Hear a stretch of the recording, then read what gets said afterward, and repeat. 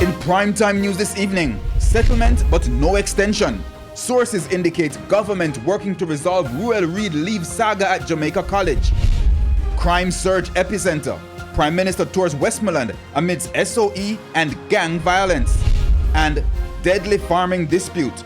Relatives of slain constable share grief and details.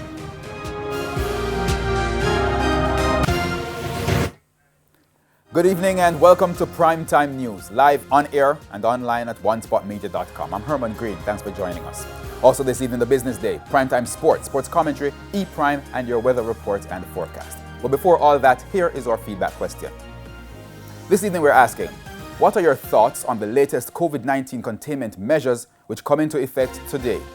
You can share your comments online, facebook.com/televisionjamaica or tweet at televisionjam1. Please stay tuned. Primetime News returns after this break.